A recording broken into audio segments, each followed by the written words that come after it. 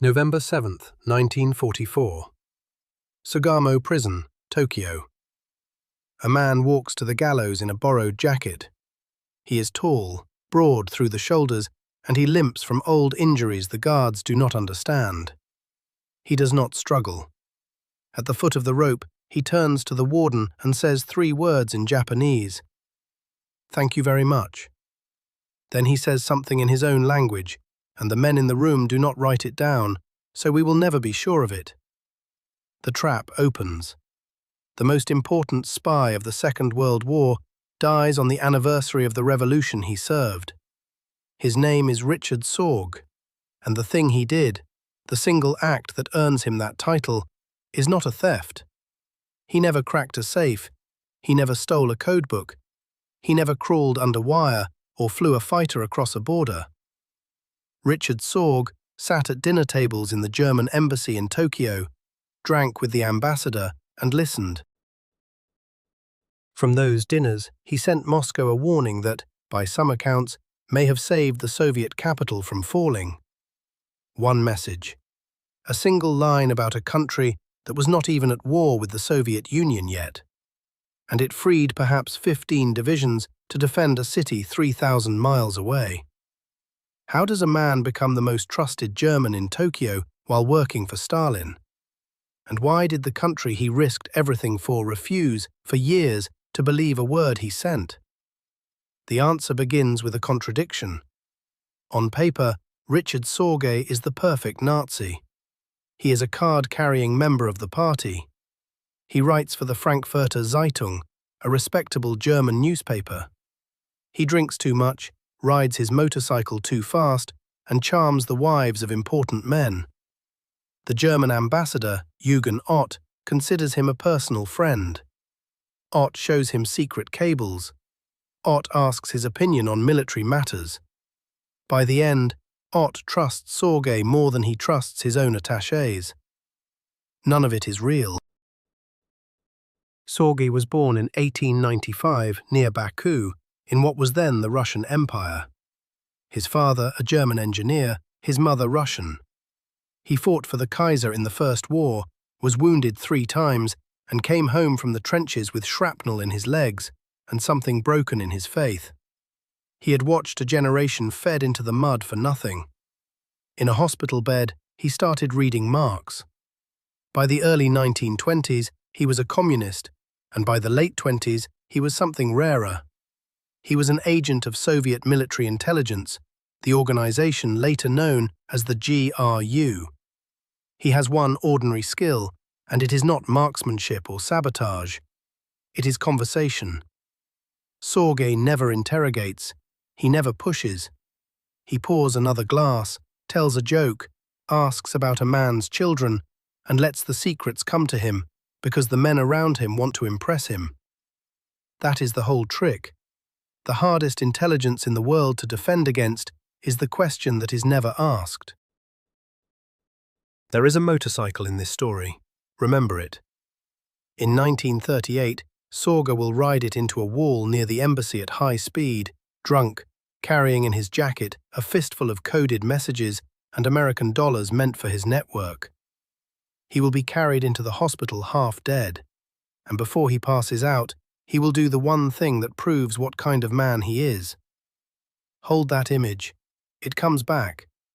But in the autumn of 1933, none of that has happened yet. Richard Sorge steps off a ship in Yokohama with a German press card, a letter of introduction, and an assignment that should be impossible. Build a spy ring in the most surveilled country on Earth. Find out, before anyone else, what the Empire of Japan intends to do. And do it without a single Japanese official ever suspecting that the loud, friendly German correspondent is anything other than what he says he is. He does not yet know that the men who send him will one day be the ones who doom him. He only knows the war that is coming, and he can feel it coming the way a sailor feels weather. Far off, but certain. Tokyo in the 1930s is a city that watches itself. Every neighborhood has its association. Every association has a man who reports to the police. The toko, the special hire police, keep files on foreigners the way a careful merchant keeps a ledger. A Westerner who asks the wrong question, photographs the wrong building, befriends the wrong officer, vanishes into a basement and comes out changed, if he comes out at all. Into this city walks a man who plans to steal the deepest secrets of the Japanese state. And his plan is to do it loudly. Sorge does not hide. He drinks at the Imperial Hotel bar where the diplomats gather. He becomes a fixture at the German embassy, the kind of guest who is invited because the evening is duller without him. He builds, slowly, a ring of people nobody would suspect. The most important of them is a Japanese journalist named Hotsumi Ozaki, a gentle, scholarly man with access to the inner circles of Japanese politics, eventually to advisors of the Prime Minister himself. Ozaki is not a paid agent, he is a believer, a man who thinks war between Japan and the wider world will end in catastrophe, and who has decided to do something about it. The two men meet rarely and carefully.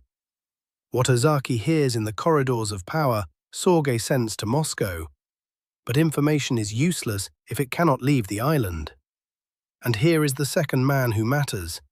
Max Clausen, a heavy-set German radio operator with thick hands and a bad heart, builds a transmitter out of parts bought piece by piece in ordinary Tokyo shops so that no single purchase looks like a radio set.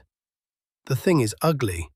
It is held together with improvised solder and patience, but it can reach a Soviet listening post on the mainland, and over the years it taps out an extraordinary volume of traffic. Tens of thousands of coded groups. By some counts, more than 30,000, by others fewer, the records were burned and rebuilt and argued over for decades. But the order of magnitude is not in dispute. It was enormous, and every transmission was a risk, because a radio that talks too long can be found.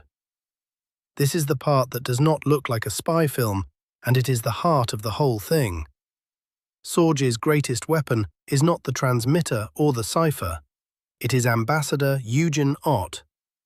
Ott arrives in Tokyo, rises to become the senior German diplomat in Japan, and falls completely under Sorge's spell.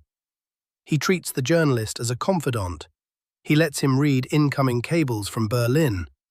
He asks him to help draft the embassy's own reports on the Japanese military, which means that Richard Sorge, agent of Soviet intelligence, is quietly writing Nazi Germany's intelligence assessments of its own ally.